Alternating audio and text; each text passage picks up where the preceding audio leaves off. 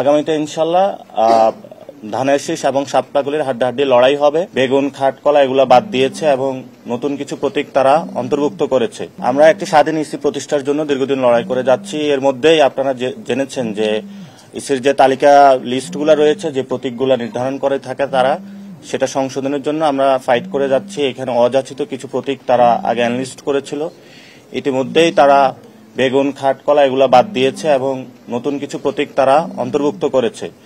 সেখানে আমরা একটা প্রতীক দেখতে পেয়েছি, শাপলাকলি নামে একটা প্রতীক রয়েছে। আমরা আজকে আমাদের পছন্দের তালিকায় প্রথমে রেখেছি শাপলা, দ্বিতীয়ত রেখেছি হলো সাদা শাপলা, তৃতীয় রেখেছি হলো শাপলাকলি।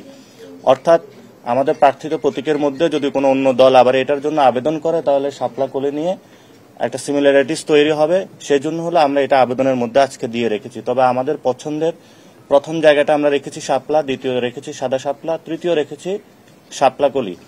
এবং নির্বাচন কমিশন হলো খুব ধীরগতিতে তারা চলাফেরা করছে। আমাদের অনেক আগে আমরা অ্যাপ্লাই করেছিলাম, এই পর্যন্ত এটাকে তারা কোনো সমাধান করতে পারে নাই। তো আমরা তাদের কাছে আহ্বান জানিয়েছিলাম দ্রুত গতিতে এই বিষয়ে সমাধান করে। আমরা ইলেকশনের ডামাডোল অলরেডি বাংলাদেশে শুরু হয়েছে। আমরা ইলেকশনের ফেজের মধ্যে যেতে চাই এবং ফেব্রুয়ারির ইলেকশনটা যাতে সুন্দরভাবে বাস্তবায়ন হয় আমরা অংশগ্রহণ করতে চাই।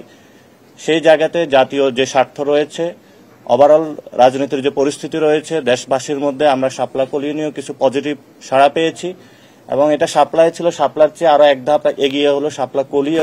শাপলাও আছে, কলিও আছে।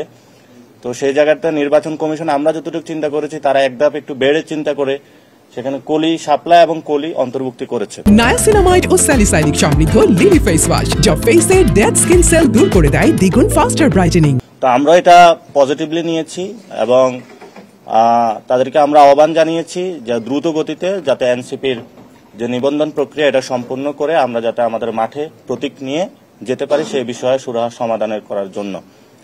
এবং আগামীতে ইনশাল্লাহ ধানের শীষ এবং শাপলাকলির হাড্ডাহাড্ডি লড়াই হবে সেটা। এবং সেখানে আপনারা দেখেছেন যে ধানের শীষ এবং কলি দুইটার মধ্যে ইনশাল্লাহ হাড্ডাহাড্ডি লড়াই হবে।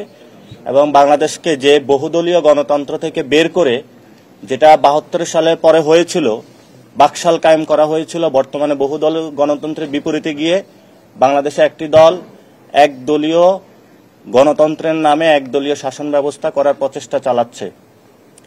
এবং সেই প্রচেষ্টার অংশ হিসাবে তারা ইতিমধ্যে বিভিন্ন দলকে নিজেদের প্রতীক বিক্রি করার জন্য, নমিনেশন বাণিজ্য করার জন্য তারা ইলেকশন কমিশন সংস্কারের নীতিমালা নিয়ে যে উদ্যোগটা নিয়েছে সেই উদ্যোগের বিপরীতে গিয়ে সরকারের সাথে বিভিন্ন নেগোসিয়েশন, বোঝাপড়ার আন্ডারস্ট্যান্ডিং এর ভিত্তিতে যাচ্ছে।